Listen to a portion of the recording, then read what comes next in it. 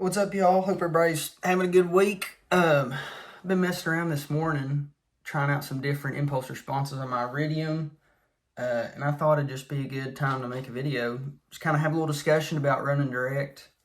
Um, so I've gotten a little more experience with running direct this past year, this summer especially, um, and I've kind of came to the conclusion nothing's going to beat an amp behind you, especially if it's classic. You know, whether you're a PV guy or an old twin or whatever you use. But I think direct still has its place. And I think if you go into it running direct with an open mind, knowing that maybe it's not going to sound as good as my traditional amp, but it's still a viable option in certain situations, I think you're less likely to be disappointed. um, yeah, and like everything with steel, tone and gear and all that stuff's so subjective with steel, and guys are never gonna fully agree on the best way, but you just gotta find whatever works for you. But yeah, I've been running the Iridium for a while, and I've been pretty happy with it. I've tried out a lot of different options with running direct. I had a Milkman, the amp 50. I've had the 100. I've had a half and half a while ago, which it was an amp, but you could run direct out of it. Had the Travis Toy, the Tone Block 202. What else? Probably forgot. I don't know. Tried a bunch of different stuff, but I've kind of settled on the Iridium because it's small, fits on a pedal board good. It's really simple. There's not a ton knob. You don't get overwhelmed. And I found out you can put your own impulse responses on it not long ago, so that's changed the game and made me even more tickled with it. So yeah. So if you don't know, if you're newer still play running direct, just means you're running electronically basically. You don't have traditional amp. Or you can still have an amp and you're just using that to send a signal to your amp. Basically, it's just a cabinet monitor, then sending a digital signal to the front of the house or whatever. So some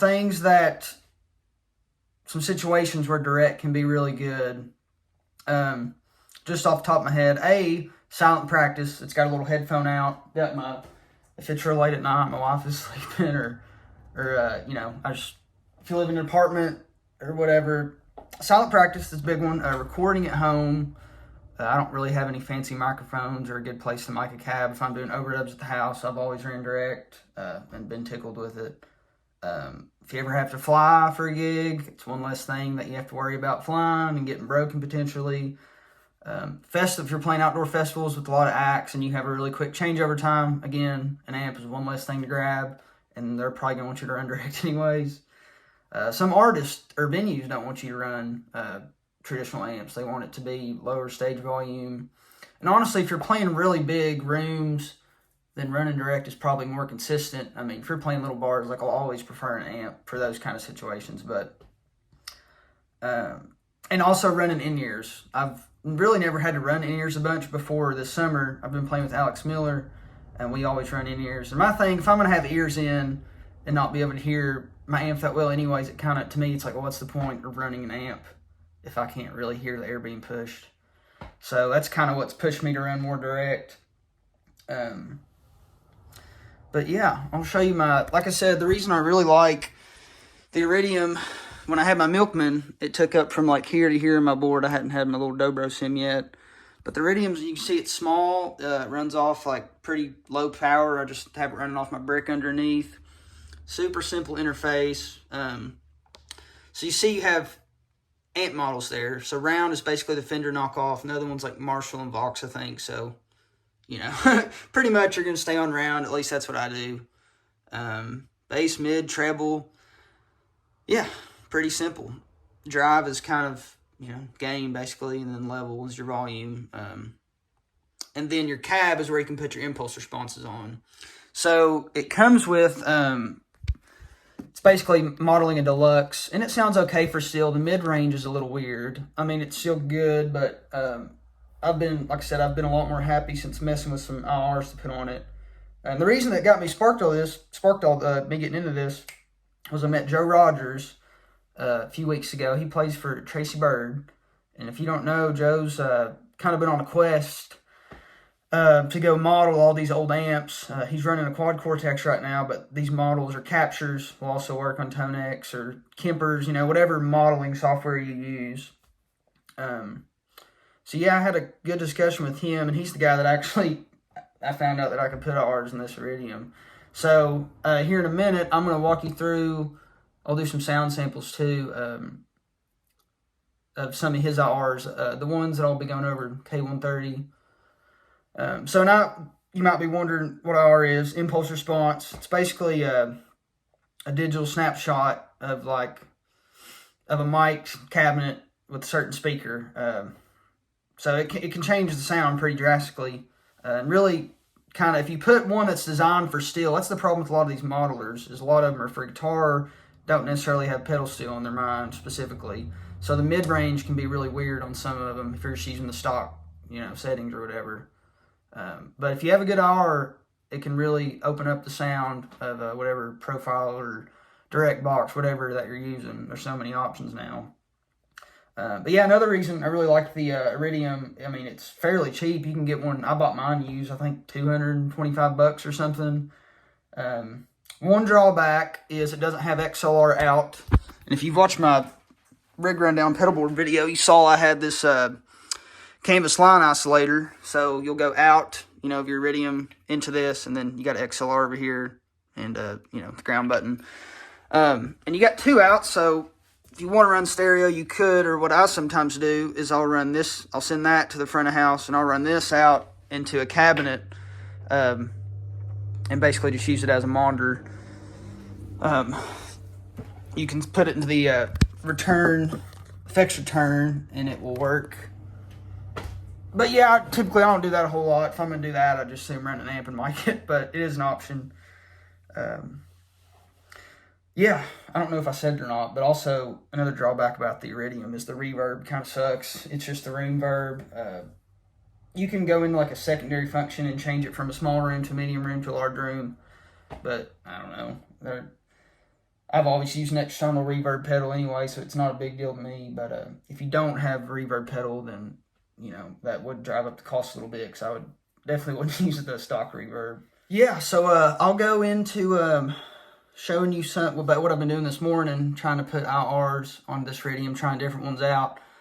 In the description, I'm going to put where you can contact Joe, which is pretty much, I'm going to tag a link to an interview he did. I think it's not really an interview audio, but it's like typed out, his answers and stuff.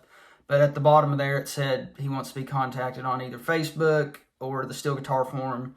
If you're a steel player and aren't on the Steel Guitar Forum, I highly recommend it. If you ever need to buy or sell gear, or just have any questions, that's always a good place to look. And it just got revamped a few months ago, or maybe a year or so now, so it functions a little bit better.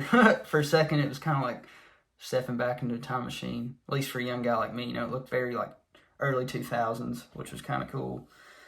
But yeah, I'm going to switch over. I'm going to screen record on So I'm going to tag this link in the description on pedalstop.net. But yeah, he's actually, if you already have a quad or whatever, or Tonex, he's got a really cool Dobro sim that looks like it's free to download, Twin, and then also Nashville 112. But this is kind of an interesting read, and if you go to the bottom, like I said earlier, you can contact Joe on either Facebook or the Steel Guitar Forum. He says he prefers email, and when you do that, he's going to email you and send you two things. One is this, which is Tonex Quad, Cortex Frequently Asked Questions, and just kind of a good little introduction to it all, and can kind of, answer some frequently asked questions. So, and then also his vintage R pack, and how you can buy them, the cost and all that. So I've gotten the K130. So, he sent me this, and it's all these different options. You can see you have stuff on the cap edge, and on the cone. So, cap would be the brightest, and then, it gets more darker as you go to the outside of the cone. And then within those, you have 1, 2, and 3 of different mic combinations. So 1 would be the closest to the speaker grill, and then 3 would be the furthest away. So you can see you have a lot of options, and then he also we can go back, and within that sheet, he kind of says what all the microphone combinations are and what's what, if you're like me and don't really know much about that stuff. But yeah, good combinations. Yeah. So one thing I will say, and I figured out, when you use the Strymon software, it looks like this, and you have to connect, your pedal to the computer. But if you just try to drag and drop stuff, it'll say this. Let's see. Well, that one works because I've already downloaded. Let's find another one that maybe doesn't. It'll say, sorry, the R file format is not compatible. So what I found out you have to do to fix that is open either GarageBand or Logic, and then let me start a new one so you can see what I'm talking about. Open, so we'll just pick a random one, drag and drop. It'll ask you if you want to change the sample rate. You'll say yes, and then for whatever reason after that, when you drag it into the Strymon software, it works.